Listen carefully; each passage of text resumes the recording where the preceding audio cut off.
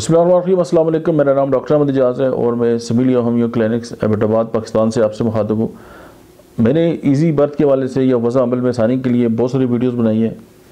अभी भी बार बार सवालात होते रहते हैं, डोज पूछते रहते हैं अक्सर लोग। तो प्रेगनेंसी का जो आखिरी वीक है जिसमें आप एक्सपेक्टेड है डिलीवरी, +- 2 वीक्स हो सकते हैं, लेकिन हम आखिरी हफ्ते की बात करते हैं, तो आप आखिरी एक जो महीना है उसको आप ले लें।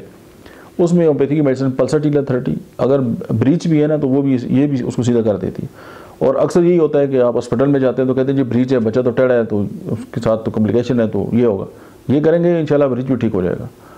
और पल्साटीला 30 और कालोफाइलम जो है वो 3x में मिलाकर ये आप आखिरी महीने में इस्तेमाल करेंगे, नॉर्मल डिलीवरी होती है। आप करके देखें। Thank you very much.